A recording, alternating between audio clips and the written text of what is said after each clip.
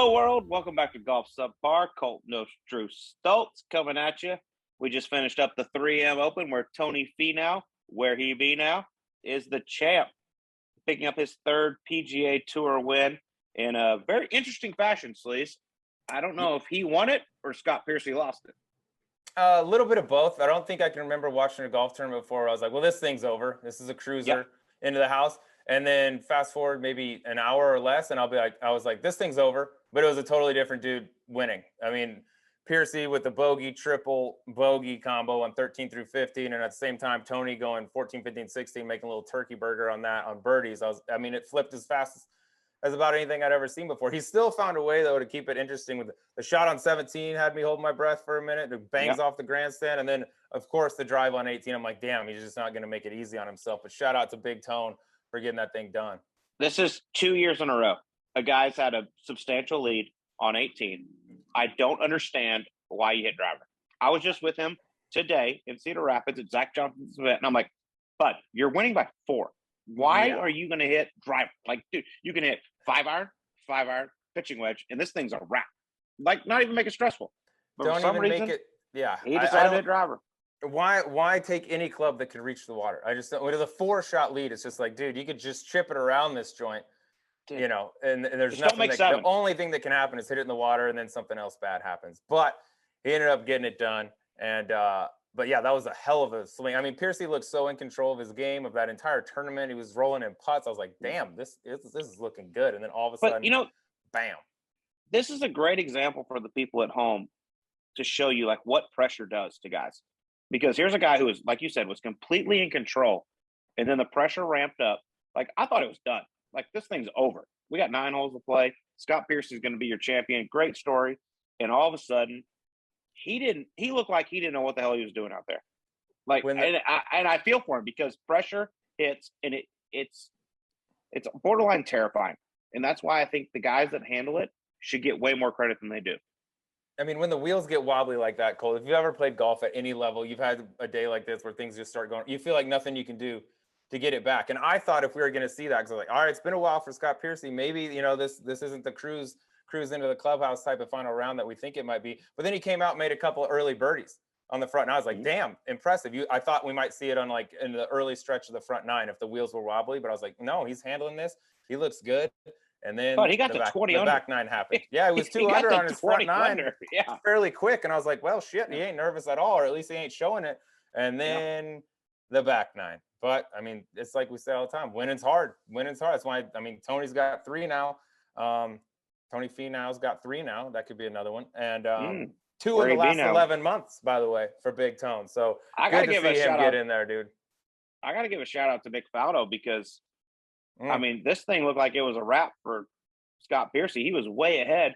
And when they come on CBS, he's like, I'm just going to tell y'all Tony Finau is going to win just to keep y'all interested. By the way, congratulations, Tony Finau. Also, huge congratulations to you, bud. Ryder Cup vice captain. It's enormous. We are going to get to that. So cool, dude. But if you're in the trap, you're going to want a sand wedge. If you're shooting uphill from the cabbage, you're going to want a pitching wedge. If you're looking for the perfect cocktail for the 19th hole, or watching golf on TV, you're going to want Dewar's Lemon Wedge. It's a light, refreshing, totally sensational cocktail made with Dewar's 12-year-old lemonade and club soda, then garnished with a lemon wedge. If you really want to make it authentic, stick a golf tee dropping in the glass. A clean tea, please.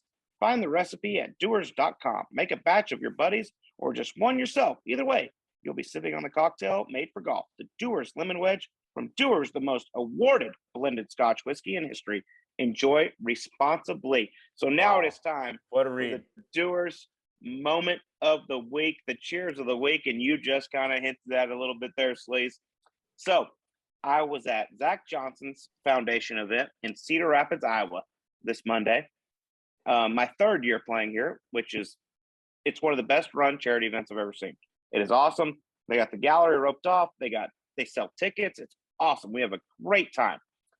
And obviously, Zach Johnson is your 2023 Ryder Cup captain in Rome. They got the Ryder Cup there. They auctioned off a Ryder Cup package that went for $45,000. Awesome. They got the trophy. So they're there. Me and Zach are emceeing the clinic, having a good time. And I was like, Zach, we should take a picture, you and I, with the trophy. He's like, yeah, of course. He goes, you should just joke around on social media and say that you're going to be the assistant captain. I'm like, yeah, sounds great. First off, I think I should be the assistant captain anyway, not joke around. So we post a picture. We're holding the trophy. Everything's good. I'm the new assistant captain. My phone went absolutely batshit crazy. Social media went batshit crazy. Everybody's freaking out. Everything's great. Can we clarify, Sleaze, that just because you say it on social media doesn't mean it's 100% fact? If I read it, it's true. That's my rule. It's true. Done. If I read it, it's true. Next, I'm going to do is I'm going to be running for president the next election. Just want to let y'all know that.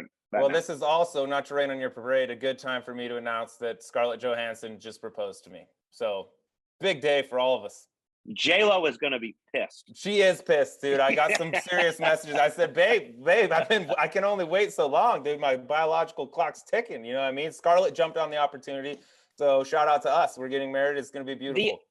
But the deal is, the amount of like positive comments I got was unbelievable about me being the assistant captain. So I was like, Zach, well, maybe of course, we people might it's like, have to that's actually cool. do this. This is out of left field. Literally, of the thousands of tweets that happened, one guy said, how do you have a guy who's an assistant captain that has no Ryder Cup experience at all? One. And I was like, that's unbelievable. It's great.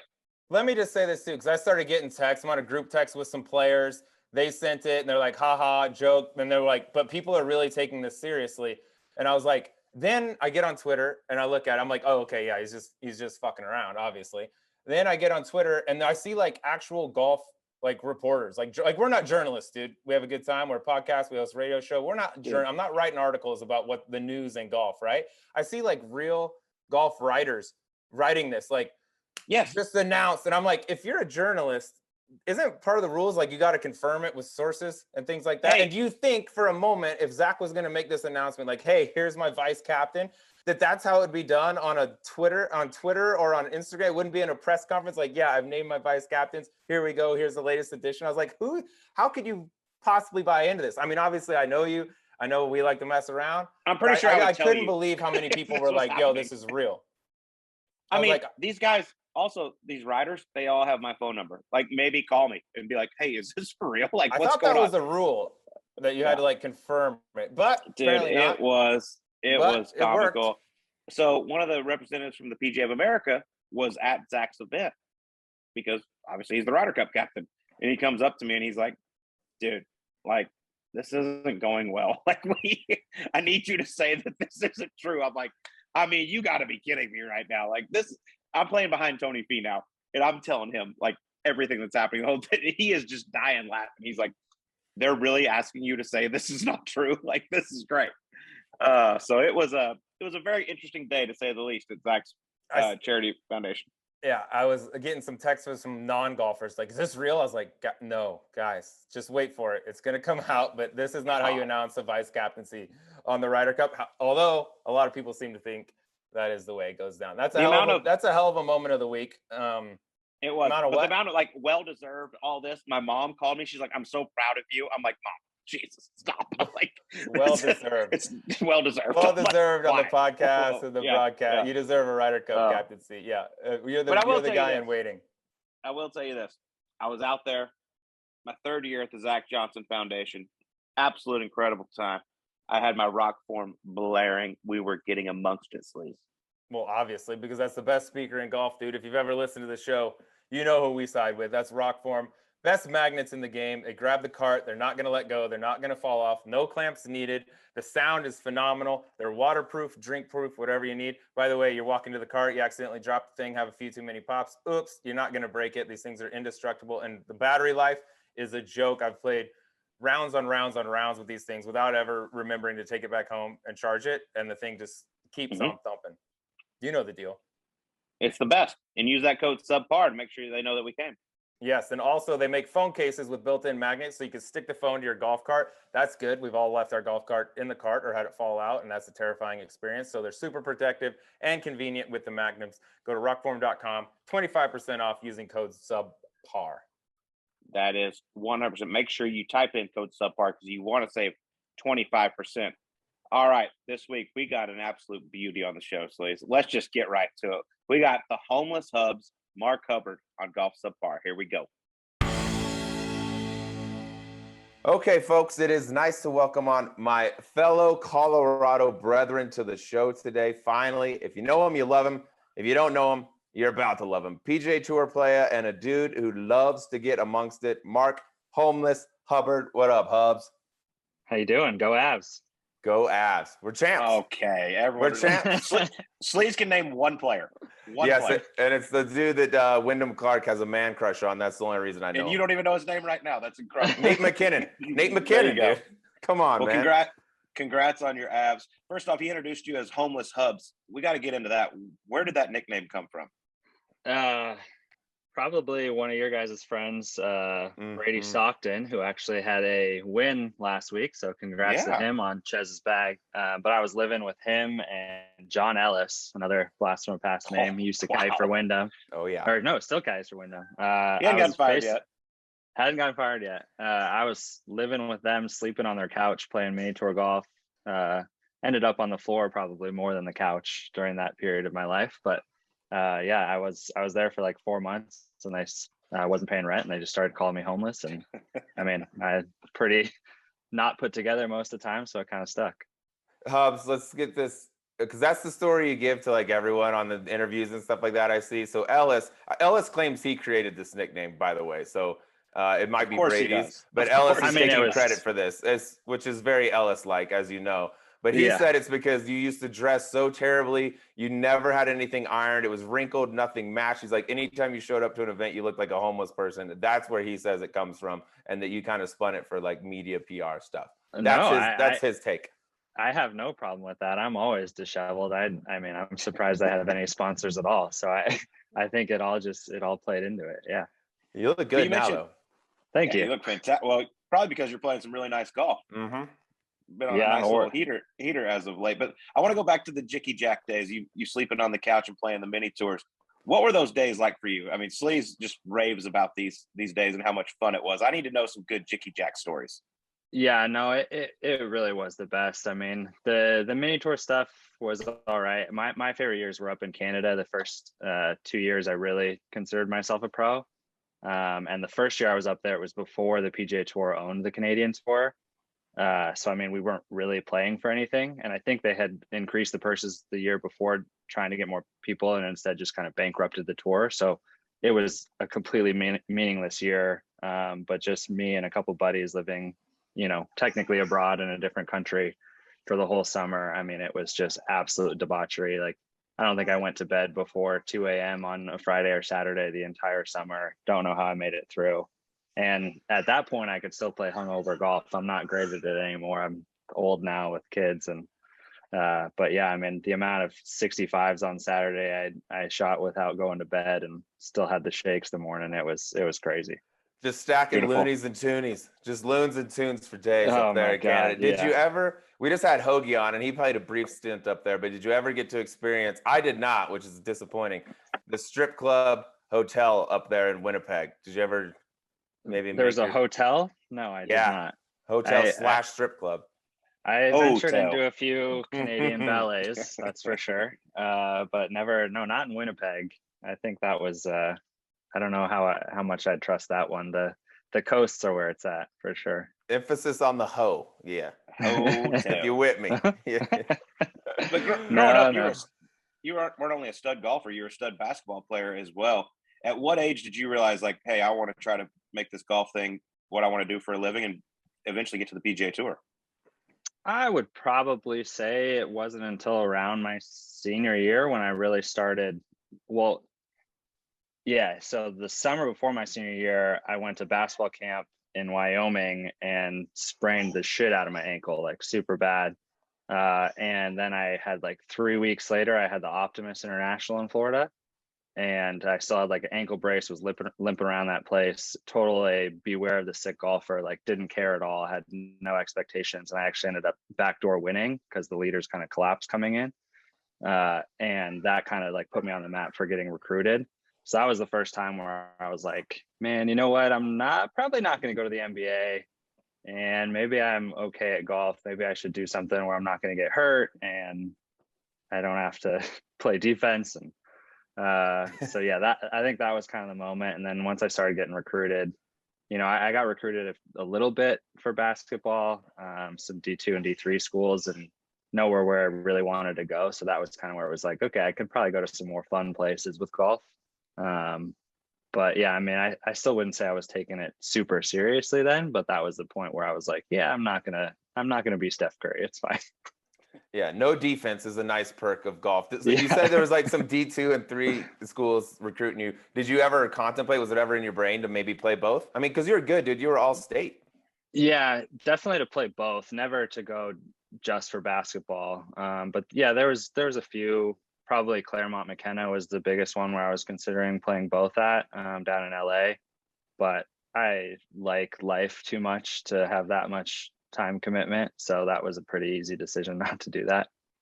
Well, looking at your PGA Tour bio, speaking of what you do for a living, it says if you weren't playing golf, you would be moved to Bora Bora and open a tiki bar. Okay, first off, you're definitely one of one on the PGA Tour. That's what they would do if they weren't playing golf.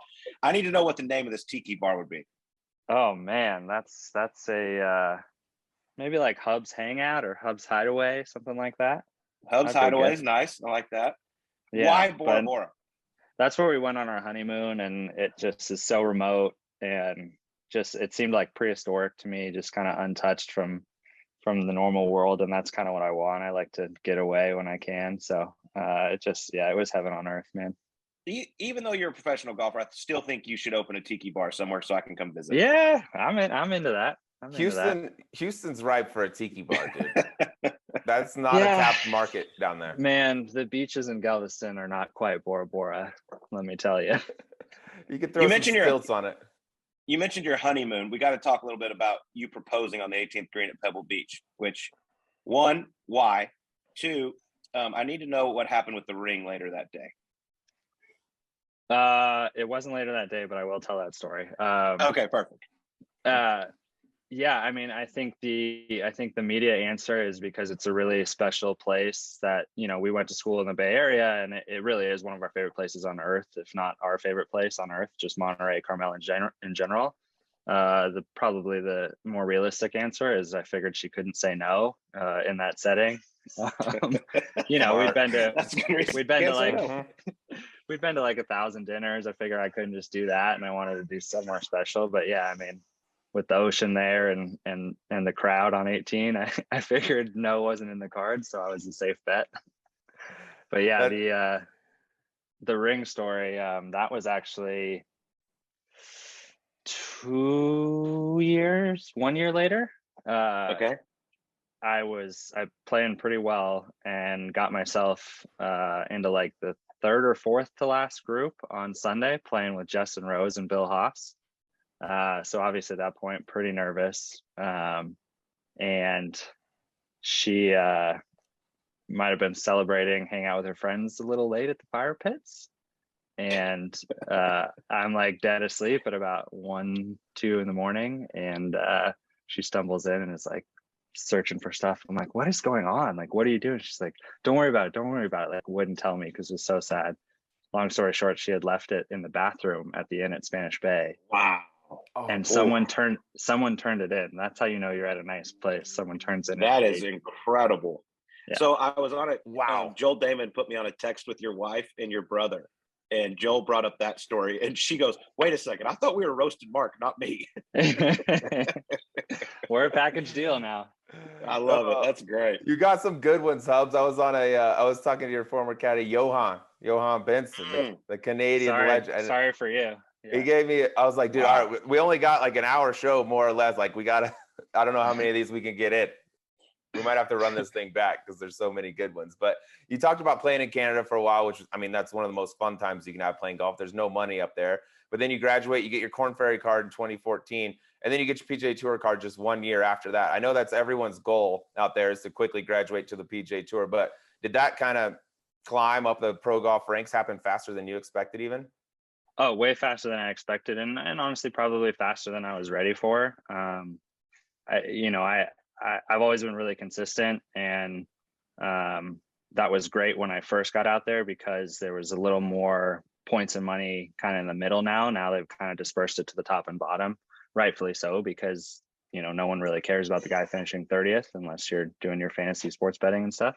But yeah, I think when I first got out there, I was good enough to be there, but I wasn't ready to compete. I wasn't ready to win or be in contention. I was just kind of happy to be there. And so, yeah, it happened fast. And, eventually I got knocked back down. I think my rookie year, I made like 21 of 27 cuts, but I finished like 30, 40th every week and finished like, 156 or something like that. Ended up getting my card back through the Corn Fair web.com at the time, that 4 tournament series. But, I wouldn't change anything. I wouldn't trade the way it happened, but definitely like when I lost my card in 18, I had to go back to the Corn Ferry for 2 years. Now that I'm back up on tour, I feel much more prepared and ready than I was when I initially got it. You do I was looking at your numbers. You make a shit ton of cuts. Like, it's crazy. I was like, my God, how's this guy ever lost his card? I mean, he misses like 5 cuts a year. That's really good. It's good for your pension. Yeah. I mean, I'm a good scrambler. I'm always up there and scrambling. So I make a lot of pars. And when I get hot and I avoid the bogeys, that's when I have the weeks like I have the last couple of weeks. But I mean, a lot of my career I've been making 6 birdies, 6 bogeys, 6 pars, and just kind of scrambling my way around. So when I can avoid the bogeys, that's when it's good, and that's what I've gotten better at. Well, you've been on a little bit of a heater as of late. You're coming off a 3rd and a 4th. What do you think you need to improve to cross the finish line and get that first win? Man, it's tough. Those last 2 weeks, I definitely feel like I could have pulled one out. I was coming from behind. I would say just from a statistical standpoint, Saturdays have been killing me when I'm in contention. It's my highest scoring average out of the 3 rounds, and I'm not quite sure why that is. I don't know if I'm just pressing too hard that day, trying to make a move or what. So I think I need to figure that out. From a game basis, for me, the recipe is pretty simple. I always putt and chip pretty good. Irons have been great. And then, the driver, I'm not, as you can appreciate, I'm not long, and it sucks being short and crooked. So I got to hit it straight. I got to be confident with that driver and hit a lot of fairways. I think a couple of years back, I did some stuff with a stats guy, and I was 4th worst on tour out of the rough. And that's not necessarily because I'm making bad decisions or whatever. It's because I've got 5 and 6 iron out of the rough instead of 8 and 9. So I have to hit fairways. I mean, you're getting close. You just had a 3rd at the Barracuda, but I mean, you started playing this season out of the 126 to 150 category, but you've gotten a ton of starts, dude. Or are you surprised by how many starts you've gotten? And is part of that because some of these guys that have gone to the LIV and then all of a sudden you're moving up? Yeah, it's been a good thing for you, hasn't it? Yeah. I mean, I got off to a good start in the fall. I played well in Napa. I don't know how I got into that because I don't know why people don't just rush to that tournament to go drink wine and who cares what they shoot. But I somehow got into that and played well. And then I was lucky enough to get a sponsor invite into Vegas. So getting that, good start in the fall was nice. It bumped me up to the top of my category because I think I was like 8th or 9th to start the year. So that definitely got me a few more events. Like that got me into Honda, which I also played well there. So I definitely did some work on my end to improve getting those starts. But yeah, the LIV Golf thing, especially on the back end, has been super helpful. Not just for getting starts, but hopefully for moving up. There's still 4 or 5 guys who are over there right now who are ahead of me on the FedEx Cup. So I could be sitting at 75 or 76 instead of 80 right now. I have no idea. Yeah, it's been good in that regard. Did you make it to the right golf course in Vegas this year? Yeah, I did. I did. Yeah. How the hell did that happen? I have no idea. I woke up and I typed into my maps and I just started driving and I didn't think anything of it. Luckily it's, right across the street. It's not like I was a half hour away or something, but yeah, it was embarrassing. I called Johan. I'm like, is it TBC Las Vegas? He's like, Mark, do you see any trailers, any scoreboards, anyone from the, I'm like, no, you're probably not. No one's right here, place. guys. This is weird. That wasn't as bad as the time I played the wrong courses in my practice rounds at Palm Springs. Oh, My rookie. Maybe we save that. We may be getting to that. Hold that, because that's Okay. legendary. That's Okay. all time. We showed up at the wrong one in Vegas. Were you like, damn, the fans in Vegas suck? Well, that's why I walked out there. Shows I'm up like, for golf. dude, what is going on? Like, I would have assumed this would have been, because it was my rookie year. It was probably my third tournament, so I didn't fully know. And I'm like, man, I thought the Rockies would be a lot rockier. I thought the stands would be a lot bigger out here, man. But That's so good. I heard you got another good story that just happened recently, so I'm going to bring this up right now. But you got a new staff bag, I believe, right before the Travelers, where you got in because Brooks Koepka, staying on the LIV, he got in because he left for the LIV, and it came with no nameplate on it, and you were about to write on there, not Brooks Koepka, or Brooks was here, or something like that on there. Did you end up doing that? No, I didn't. But we just yesterday ordered. I found some like what do you call it? Like dry erase, but it's like paper that you can stick on for. It's supposed to be for like kids. You can stick onto a wall so they can color. But I'm gonna cut out and paste that in the front of my bag, so each day I can write something different. Because I still that. I mean, honestly, that was my favorite part about the last couple of weeks, playing well without my name on the bag. There were so many times, pro-am, I'd hit a shot and people would be like, well, that's why you got your name on the, and I'd point and I'd be like, no, I don't. Like, no, I'm a nobody. No, I'm a nobody. So yeah, I didn't write that yet. I didn't have the balls, unfortunately, but it's coming. I'll have a new something on there every week going down the playoffs. So yes. I like this. Then you could also go like week to week with sponsors. Yeah. I was thinking about starting that way, just putting your ad here with my phone number and see what pops up. But don't put your phone number on. That's a great idea, Hubbs. I'll put my agents. I'll let there you go. deal That's with better. it. But yeah, put that phone number out there. That year in Hawaii, Will McKenzie said his room number at the Four Seasons or Ritz Carlton there at the Tournament of Champions. Said it on air in an interview, and people just started showing up and calling his room. I'm like, what are you doing? You mentioned the LIV Tour. I want to get your take on it. We haven't asked too many current PGA Tour players their opinion of what's going on right now. Yeah, man. I mean, it's tough. Like I can't blame anybody for going somewhere for 125 million, but I don't think it's the best thing for golf. And honestly, I would say my opinion has changed because there was lots of stuff, that I was annoyed with the PGA Tour. And, I was in this position in my mindset before I really thought about it, like, oh, competition's good and stuff like that. But it's not really competition because we can't compete with, some foreign dictator who has billions and billions and billions of dollars. Like we can't compete. And if anything, I think it's just diluting stuff and it's, it's happening with this facade of, oh, we're growing the game and we're doing all this stuff. Even the interviews from the players is complete bullshit in my opinion. Oh, we want to spend more time. It's like, well, if that's the case, then why are you still trying to play the PGA Tour? Because you're going to play 14, 15 events with them and then you want to play another 10. Now you're playing the same exact amount. So that's just say you went over there for the money.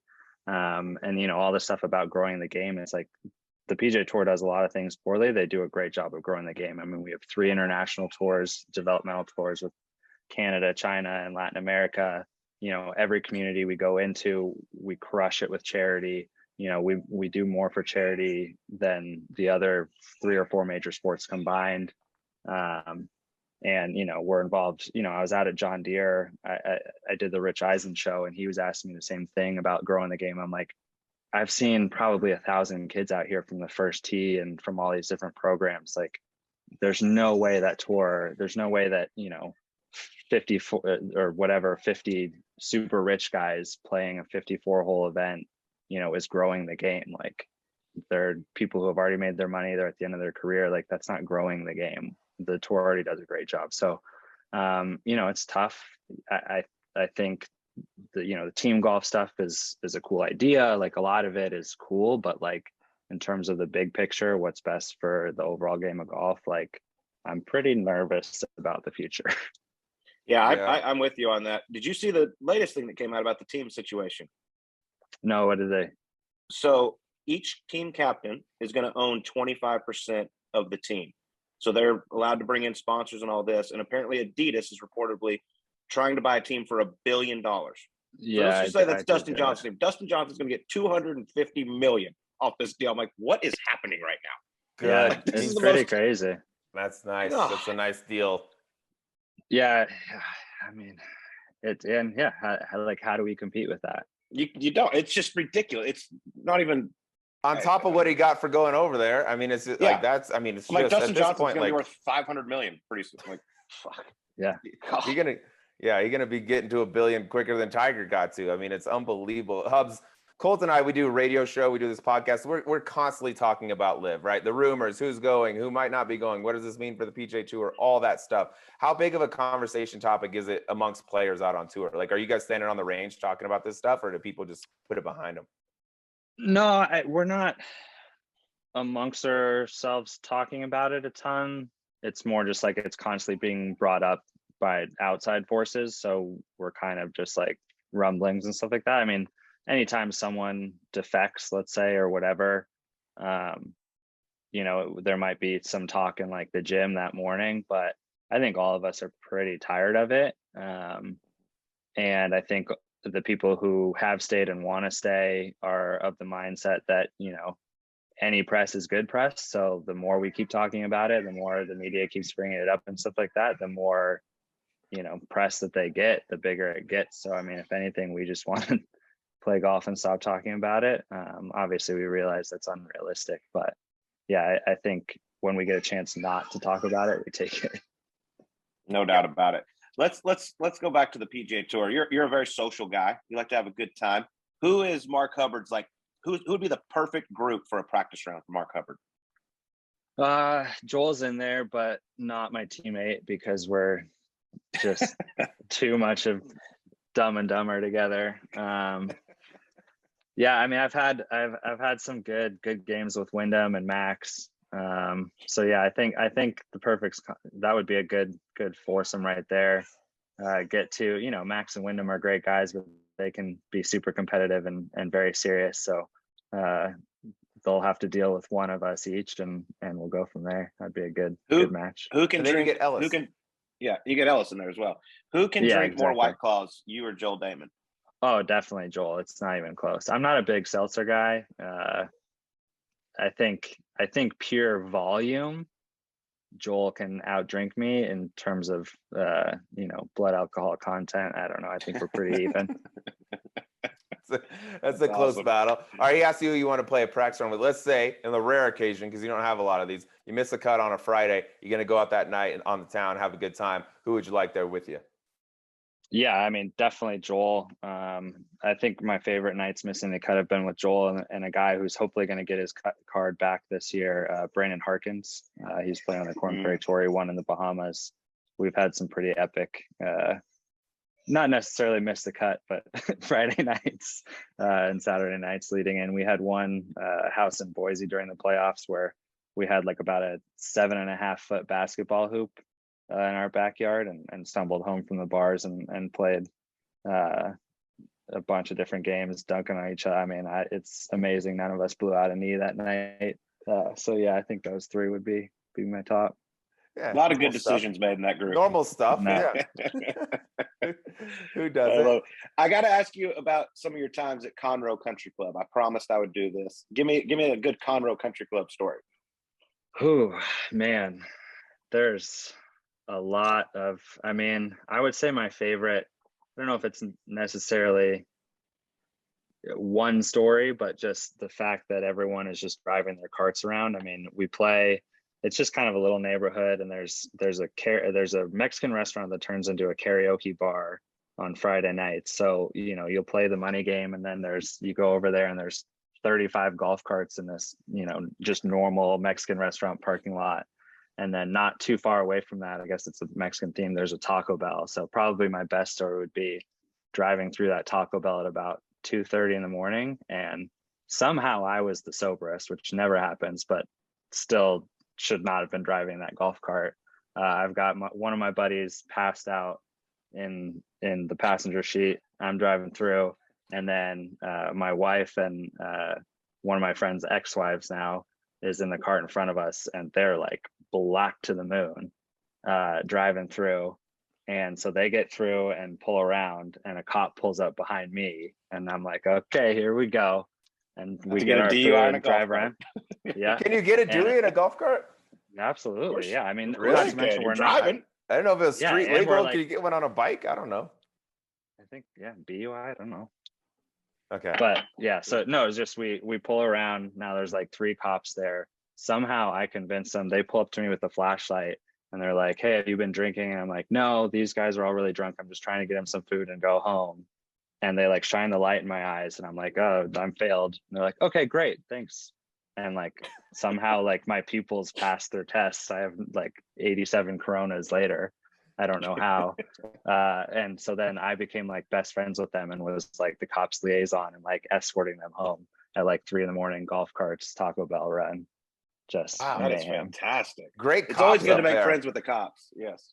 Yeah. Great Yeah. cops up there. Yeah, All right, we're you like- seem like a trustworthy guy, Mr. 2:30 in the morning golf cart driver. Yeah, so he's gonna let us go, and he looks at me. He's like, I should be taking them to jail, right? And I'm like, I know, but like I promise their house is right there. And he's like, okay, just get home safe. And so Jory like revs her cart up on the curb and like almost tips it as she's going out. I'm just like, Jesus. That was insane. We're fine. Yeah. Everything's fine. Nobody We're panic. fine. Don't worry about this. All right, I got a real golf question for you. You're a good guy to ask this because Colt and I have discussed this numerous times. It's about putting, and you're an incredible putter. Always have been. Your short game is awesome as well, but your putter, you've always been really good. Do you think good putters are born, or can good putters be created? Because like you've been great for forever, as long as I've known you. Is that because you just worked harder at putting than everyone else, or do you just have something inside you, like shooting in basketball? People work at shooting, but they never shoot like Steph. Do you think good putters can be created, or are good putters just born with something? I think created is probably the wrong word. I think you definitely need just some natural feel and touch. I think I'm a really good green reader. I grew up on crazy greens in the mountains in Colorado. And so I'm just awesome. Like I honestly rather have a putt that breaks, a cup than a dead straight putt. Just because I really see like kind of the fall line and the apex of the break. So, and that's why I've always been a good lag putter. And so I think inherently just like my green reading and my feel like is what makes me a good putter. So I definitely think you need some of that. I think you can work your way into being a good putter. I don't think you can create a good putter. So I think, if you're not a good putter and you go to someone and you're just like, all right, make my stroke and tell me what to do. I don't think you could ever be a great putter that way. I think you could be an efficient putter and good enough to win, but you're never going to be a great putter because I think at the end of the day, like putting is so unique to each person. It's so individual and it's so much confidence based. And if it's not your stroke and your feel and you're doing just what somebody else told you to do, that's going to break down under pressure. I think, confidence comes from just like knowing what you're doing and having it really be uniquely your own. So yeah, I think created is probably the wrong word. I think, if you naturally have some feel, you can just work really hard and perfect what you do into being a great putter. I like it. Very, very well said. Well, Sleaze, I think we got to get to the E9 because I think these could go a little long. So we might as well just get right to the fun stuff. Okay, far All away. Right, all right. You all lead. Right, we asked this to everyone, Hubs. You can be anyone for a day, dead or alive. You get to be them. Who's it going to be? Ooh, just for a day? Just for a day. Yeah, I mean, honestly, at this point, I'd probably be my daughter. Her life is so cush. I mean, like That's a first. she just, she sleeps like 12 hours. She gets fed. She gets to travel to all these cool places, play with her friends. Like she's just the happiest little kid. Like, if I was that happy on a golf course, I would be so much better at golf. Like I get so grown. She's just happy all the time, just running around, always a smile. I mean, her life is the best. I think, any little kid, just no cares in the world. I would love to see the world through her eyes and just see why she's so freaking happy and positive all the time, man. Harlow's got it going on. Yeah, she's the best little kid. It's great. I mean, shit, I got Baby Yoda back here, so there you go. Yeah, I was wondering what the hell that was. Dude, I'm in the thick of it right now. But yeah, man, some perspective of a 15-month-old would be, I think, pretty useful on the golf course. Well, I like that. First time we've ever had somebody pick one of their own children. So yes, you're groundbreaking stuff here. All right, Hubs. First one from me. How would you say your career track record is with not losing courtesy cars? Just ballpark track record. What's the bar? Because if the Just not average losing them. if the average is Yeah, not one, then losing it I'm would be average. I'd say not losing it is like as a tally in the good column, and then losing it would go in the bad. I would be in the bad then. Yeah, I might have misplaced mine in Sea Island around 15 or 16. I don't remember what year it was, but yeah, I woke up in my hotel room after a night, and God, what's the Mexican? It's like all wood. What's the bar Bubba there? Garcia's. Bubba Garcia's, yeah, at Bubba Garcia's till some ungodly hour. And I mean, good on me. I didn't drive home. Thank you very much. Yes, tip of the cap. I don't know how I got home, but I know I didn't drive. And then woke up the next day and had no idea where my car was. So had to get Johan to go find it for me. I think he was already at the course waiting for me, and he had to drive back and go drive around Sea Island until he found my car. That's awesome. I actually lost one of mine one time too. So you're not alone there. It happens. Yeah, That's a story for another day though. Well, we can kind of stay on that same topic. Have you ever been denied access into a PGA Tour golf tournament, even though you had your credentials? Yes. At Zurich, I tried to get into the parking lot with my now owned by my little brother Honda CRV 2000 piece of shit. I don't know what year. And yeah, didn't had my credentials but no parking pass, and obviously no sticker that said Zurich Classic on it. And yeah, the cop would not let me in. I had to go valet with the other people. Sorry, the sir, other piece of shit. Yeah, what did he say? There's no way you're actually playing in this thing with that car? Yeah, I think honestly, even without that car, I get caddy a lot. Like I'll pull up to player registration looking like this, and they're like, "Oh, caddy registration is." I'm like, "Great, I'll let my caddy know." You guys, we have more in common than I thought, Hubs. A lot of the same stuff happened to me. God, that's great. Great, I'll let my caddy know. That's awesome. All right, here we go. All right, after all your years on tour now, have you finally, we're going to get, you teased this a little bit earlier, have you finally figured out the correct rotation in Palm Springs? And I need to hear the full deal on this. In my defense, if it was a couple years later, I would have played the correct courses. So you're ahead of your time. I was ahead of my time. I was just scouting for the upcoming years. Yeah, I did my off season. I was down in Palm Springs with my family, and I was like, "Oh, this is perfect. I'll play the courses, ahead of time, so I don't have to grind as much during the week for the Desert Classic." And so I went and I played the Stadium course and the Nicklaus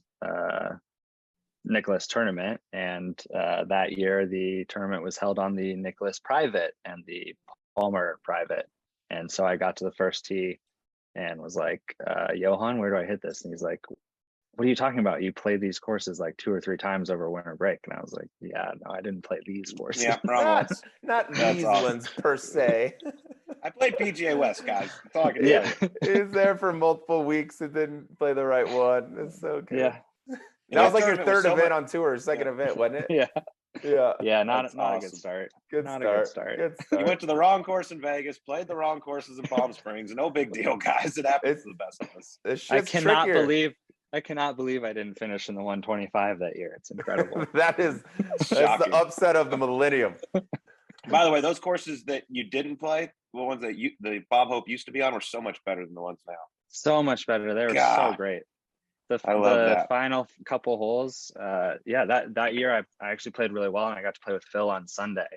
And that little par 3, first of all, I was kicking his ass in the front 9, and he was like talking stock tips with Bones, just like in another fairway where he snap hooked it to, like didn't give a shit at all. Probably a good thing you didn't pick up on that. Well, yeah, I'm glad I didn't go to his fairway. I was in the correct one. But yeah, I mean, he was just like, talking as he's walking the ball, didn't give a shit at all. But then like I was like 3 or 4 up on him. We were probably in like 20th place, and then like as soon as like 13, 14 hit, just like complete switch, like just started making birdies from everywhere. And so we were tied on 17, that little par 3, and he flares it into the rocks, hits the rocks, kicks across into that like man-made river, gets the drop on the green because it's Phil, and because the river is right there, and makes the like 35 footer for par in the most Phil fashion ever. I had hit it to like 4 feet above the hole for birdie, and I might as well have been a standard bearer. Like, no, there was, probably 10,000 people around the green just cheering. No one stopped cheering at all. Like, I was ready to get hit with a beer can while I was putting. Like, they did not care about my putt at all. That was a definite like welcome to the tour moment. But yeah, that final stretch, that par 3, and then the par 5, with the water all down the left. Oh man, that was the best. That is. I got to ask you about a round in college where you at one point had a mascot you carried around. Oh yeah.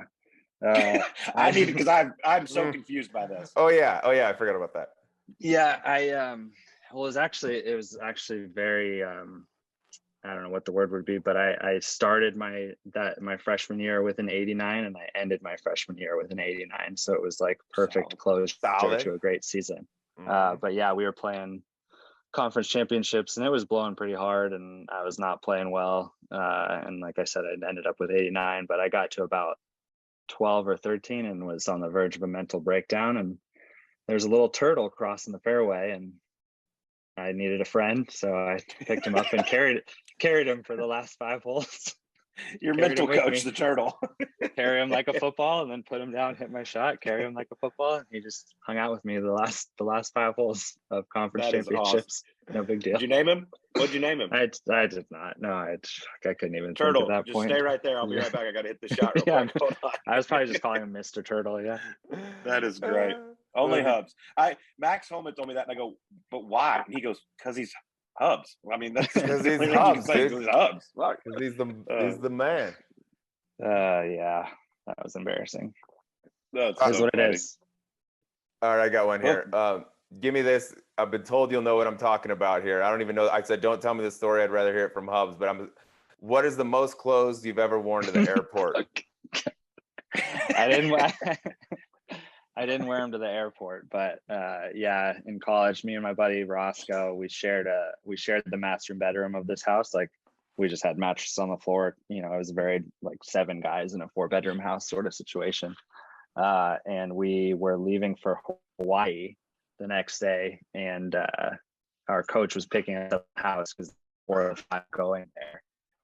And we, of course, instead of doing the responsible thing, packing and going to bed early, we were out at the bars till 2 or 3 a.m. Stumbled home. Don't really remember. But Jay, another kid on our team, came to wake us up that morning. Roscoe and his girlfriend were butt ass naked on the floor next to their bed, not packed at all. And I was wearing every single piece of clothing that we were supposed to bring on the trip. So 3 pairs of shorts, 3 pants, 3 shirts, 2 sweaters, and a jacket, and tucked into my bed. So I had technically packed just on my body, but just packed on my body. Yeah. Are you checking any bags, sir? Nope. Got everything. Nope, right. I am good. Just my clubs. Yeah. But yeah, we were supposed to leave at like 8:15 or something like that, and they rolled in at 8 o'clock and saw us like that, and they just left us, and we had to frantically pack and catch an Uber to the Oakland airport. So that was, not one of my better moments. That's a good move. You ain't getting me for that $50 bag fee, bitch. I'm wearing it. Yeah, I mean, in the state I was in, and to not remember that, it's pretty impressive that I was able to have the dexterity to get all those clothes on. Yeah, that's awesome. Impressive. I like that. Who needs a suitcase? All right, next one. I would say there's only 2 players ever that have used these putting grips. You with the snail, and Matt Kuchar with the trail arm lock, which is the craziest thing I've ever seen. Yeah, I don't know how he does that. Which grip of those 2 do you think we'll see another PGA Tour player use? Because the snail, it's solid. Yeah, I mean, the stinky pinky. The stinky pinky. How did you come up with this too? I would honestly say it would probably be the snail, because I just physically don't know how you arm lock the trailing arm. It makes no sense. It's insane. I played with him in Scotland a couple weeks ago in the Pro-Am, and I grabbed it. I'm like, dude, I can't even get comfortable with this thing. Like physically, I don't, my body doesn't get into the my position arm doesn't that I need go. it. Yeah. How did you come up with the snail? It was, college thing. Just, we were a pretty good team, but we were probably the most unfocused team on planet Earth. And, we were the team like throwing the football on the range instead of warming up for the tournament and, practicing, shanks and tops, which I'm an amazing topper of the golf ball because of that. But yeah, just one day around the putting green, we're probably supposed to be making 25 4-footers in a row or something. Instead, we were perfecting random grips and yeah, someone came up with that. I'm not really sure who. I can't take all the credit. It was definitely my teammates, not me. But I like how you get into it. Like, give me show me the arm motion. Yeah, you got do the it. little. Well, it's all about the shimmy, like from Major League. Like you really got to work it. Yes. But yeah, you just kind of come over the top. It's like a windmill down into it. It's pretty nice. It's like everything. It's all about the presentation. The pageantry. You brought out the the pageantry. You brought out the no look, by the way, in DC earlier this year. Could that make another the no look will definitely make another look for sure. Yeah, me and Bryce Garnett were not playing well, so we made $1,000 bet on the last hole for a hole in one. Thought I made mine, left it short because it was 40 degrees out and miserable. And then we were tied on the day, and he made par. So I figured I had to no look for the birdie for the win. Of course, but that's awesome. Left it short like a loser. See, at least when you're playing shitty, you're having fun out there. Yeah, I mean, golf is so freaking hard. It's so frustrating. Like, there's just no point in banging your head against the same tree. And honestly, that's why I'm playing well nowadays. Is I'm just better at letting things go. Back in 16 and 17, like 17 and 18, especially when I had to go back to the Corn Ferry, like I was so miserable on the golf course, and I just got to a point where I was like, I'm not doing this anymore. So yeah, if I'm playing bad now, like I'm probably pretty pissed at first, but I'm gonna have a good time. I'm gonna work on stuff, and I'm gonna enjoy my life still. Yeah, it's working. Has anyone from the tour ever said anything after either the stinky pinky, the snail, or the no look? Do they ever come up to you and be like, "Hey, that's not a good look," or do they not say anything? No, they haven't. I mean, the first time I ever did the snail or the stinky pinky was on the Corn Ferry Tour in San Antonio. I had like a 5-footer on the last hole, also going to miss the cut, and I did it right in front of Jordan, who's one of our new rules officials, super cool guy. And I asked him, I was like, "Is this street legal?" Obviously, I didn't ask him before because it didn't matter. But yeah, he confirmed, and I've had a couple of them confirmed since then. So I mean, I figured, much like the Joel and Harry taking off their shirts and stuff like that, like they got so much good press for it that I figured they couldn't be mad at me. So no, can't be mad at Hubs. There was somebody at home Googling the rules of golf and seeing if that was legal the moment you did it. Just dying to call in and being like, "That's not legal." Yeah, some fat guy in his underwear on his couch watching for sure called in. Which, dude, I have a problem with that, but more I just I'm so confused. Like if I was watching 3M right now and someone did something, I'm on the PGA Tour. I have everybody's number from the PGA Tour. Like I don't even know who I'd call to get like the rules line. Like who has the bat phone number? Like how do I've always said, I'm like, who the hell do these guys call? Yeah, who do you call? Like I call Pazder? He wouldn't take my call for sure anyways, so that's not happening. And then like what rules official is picking up their phone, a random number? You're like, "Hello, this is," and they're like, "Yeah, I'm Gary from Wichita, and I just saw his ball move in the rough." Like, what? Pick him off the tour, Doug. Yeah. Like, it makes no sense. Speaking of ball move, you did have the tweet of the year a couple of years ago when John Rahm's ball apparently moved a millimeter at Memorial when he held that incredible chip shot, and you said, "I'll tell you what moved, the tip of my junk when he held it from there." That's all time.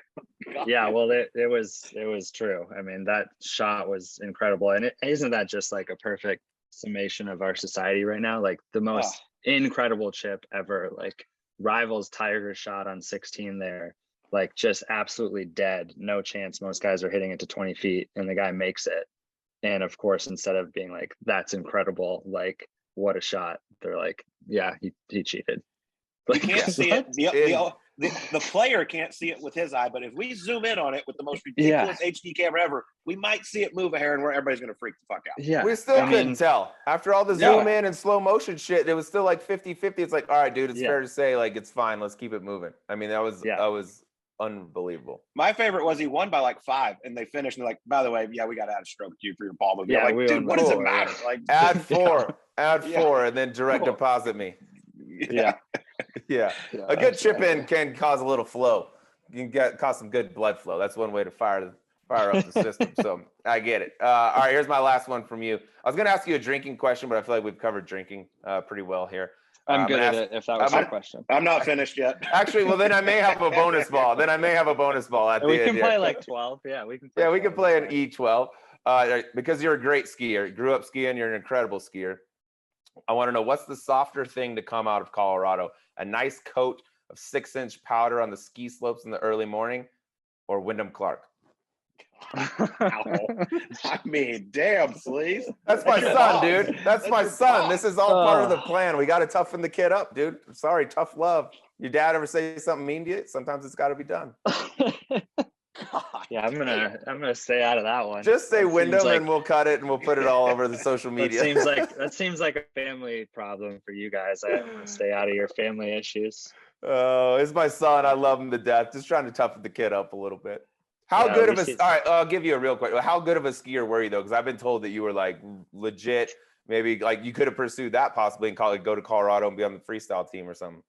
Yeah, I mean, I did some JOs growing up and raced a little bit. I've always been more of like a backcountry guy than like going to the park and doing tricks and stuff like that. But I was decently fast. I mean, the thing about skiing versus like other sports, really all Olympic sports is, pretty early whether you are good enough or not, because you peak at like, 15 to 18 rather than, golf, you can peak at, 35, like you have no idea. So that was pretty early on. I knew that wasn't in the cards for me, but yeah, I've always been a good skier. I mean, I think honestly, until probably 2019, I would have told you I was a better skier than golfer.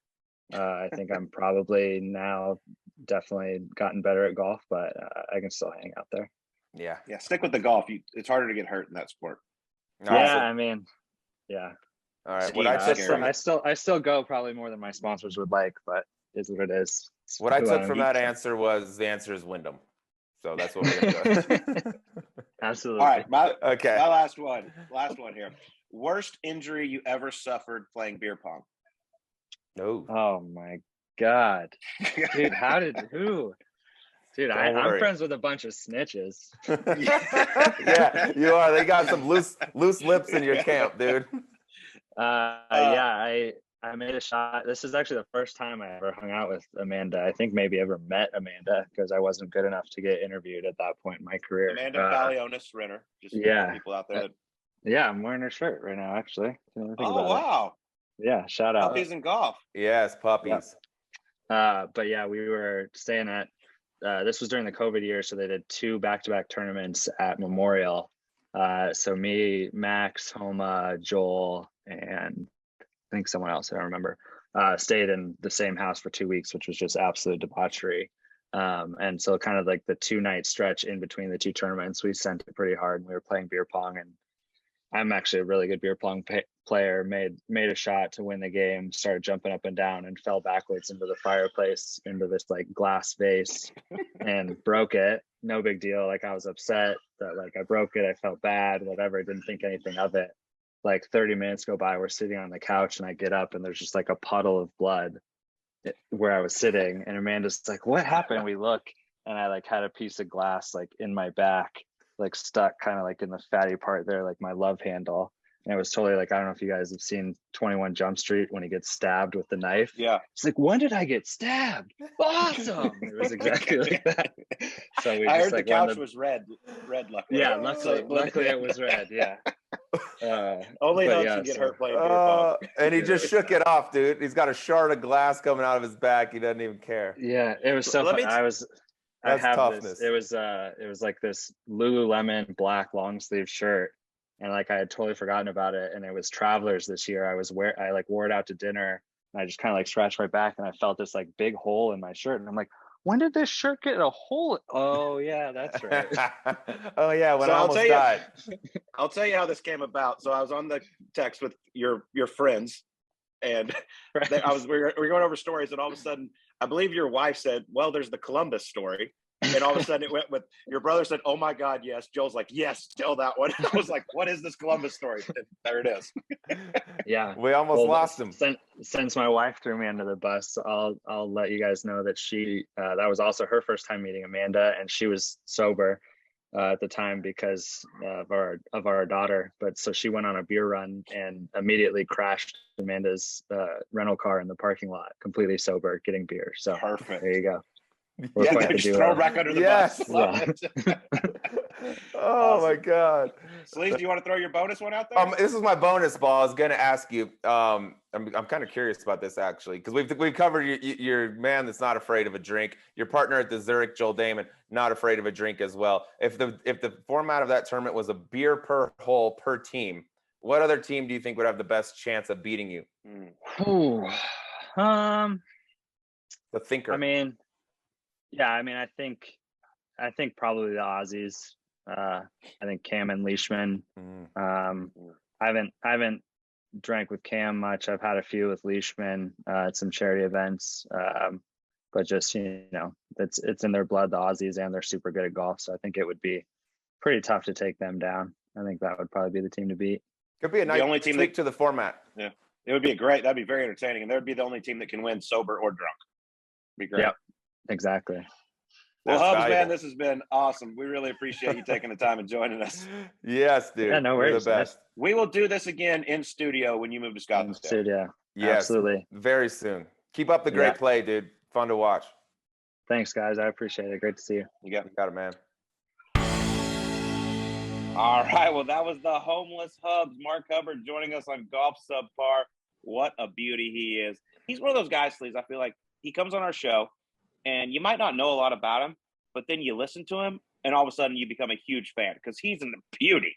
Oh, I think if you're not familiar with Homeless and his story, there's no way not to like him. I remember the first time I ran into him at a Jicky Jack event, and I was playing with John Ellis. And I think Ellis, if I'm not mistaken, is the one that gave him the name Homeless at the time. But he showed up to the putting green. He had a putting grip. He had an old school blade, looked like Calamity Jane. The grip was unraveling. It dangled off his grip as he was putting. The shirt and pants combo he was wearing looked like he had tried to get them as wrinkled as possible, thrown them in the corner of his hotel room the night before. And I was like, oh my God, this kid, who is this dude? Like, how do I not know this? You expect him to shoot 80. He goes out and shoots like 66. And I was like, oh, that's Homeless. All right, that's the guy. He is as fun a guy to be around as humanly possible. I mean, he and Joel team up at the Zurich, obviously. That's a team that might be a little, like he said, that might be a little too much fun in one group for those two when they get together, but he's as good as they can. How about the beer pong injury where he's just got a shard of glass sticking out of his bag and he doesn't even know it? If you don't draw blood playing beer pong, you're not doing it right. That's all I can say after listening to this. But those two in New Orleans, team event, it's just dangerous. I don't think anything good can happen, but listen, I'm here for it. I love watching it. He is one of my favorite guys on the PGA Tour. He's got the snail. I think you should call it Stinky Pinky, but, that's my opinion. Whatever. He is awesome. Love watching this guy play. I cannot wait for him to win on the PGA Tour. And it could be soon, Colt, as we dive into some of these picks here. It is time to step up to the tee and take a swing at betting the PGA Tour on FanDuel Sportsbook. Right now, new customers can bet the Tour with a no-sweat first bet. If you don't win, you'll get up to $1,000 back in free bets. All you got to do is go to FanDuel Sportsbook, type in code Subpar. You can bet matchups. You can bet outright winners, top 10s, top 20s. All you want to do, Mark Hubbard, I'm telling you, he's going to get that win soon, Sleaze. But we are on to the Rocket Mortgage. He is in the field. Who are we going with? Interesting you should say that. I'm going to start out with my favorite, of the week. I'm going to go Cameron Young, going off at 16-1, okay? This dude's had a monster year for a rook. 6 top 5s on tour this year. 2 of those, by the way, in major championships. I feel like he's due to peel one of these things off. This would be a good place to get it done. Good field, not the strongest field in the world, but he could put a little exclamation on that Rookie of the Year campaign that he's working on right now. And since you teased it, I'm going to go ahead and go with my long shot as well right now. Homeless Hubs going off at 60-1. 3rd and 4th in his last 2 starts on tour. He's playing really nice golf. Not a long course. He's a phenomenal putter and short game wizard around the greens. He's locked up his card for next year coming out of that conditional status. I mean, why not him? Why not Hubs, dude? And he was our guest. Shit, what are you going to do? Not pick him? Normally when they're our guests, they play well. So can't hate on you for that at all. But you know what? I've played this golf course. I have learned firsthand that if you smash it, you got a great chance here. Bryson DeChambeau absolutely overpowered this place. I'm going to go with a guy who absolutely smashes it. That's Will Zalatoris, 15-1. He's going to get his first PGA Tour win here at the Rocket Mortgage Classic. As far as a long shot, I'm going to go with another guy that absolutely smashes it. He actually just gave me a ride to the hotel here in Detroit from Zach Johnson's charity event. Luke List, 80-1. Love those odds. He won at Torrey Pines. This guy, he's got all the tools. I would not be surprised if Luke List picks up his second win of the season, going off at 80-1 here at the Rocket Mortgage. And you can see for yourself why FanDuel is the #1 sports book. Download the FanDuel Sportsbook app and sign up using promo code Subpar to get started with your no-sweat first bet up to $1,000. FanDuel Sportsbook, official betting operator of the PGA Tour. Make sure you use promo code Subpar. Must be 20 years older and present in Arizona, Connecticut, Iowa, Illinois, New Jersey, New York, or Wyoming. First online real money wager only. Refund issued not withdrawal expired in 14 days of receipt. Restrictions apply. See terms at sportsbook.fanduel.com. Gambling problem? Call 1-800-GAMBLER or visit fanduel.com in Iowa, 1-800-NEXT-STEP or 1-888-789-7777 or 1-800-522-4700. Sleaze. And we are in Detroit. We are going to be out at the Rocket Mortgage, getting amongst it with our friends at FanDuel. Yes, we will. Your voice sounds great today. I want to say that. I think your voice is really gravelly. You got some pain in that voice, bro. Sleaze, I have been talking for the last 800 hours. I had to MC Zach's event, had to entertain my friends, had to talk afterwards. I need a break. There you go. Well, tomorrow's a good day to get started with that. But we can't break because we got to be with our friends at FanDuel tomorrow. 100%. So this is what I'm going to do. I'm going to have some coffee. I'm going to have some honey, and we'll be right back to normal. Yeah, right back at it. Back up on the horse. All right. Everybody have a great week. We'll talk to you on next week's Golf Subpar.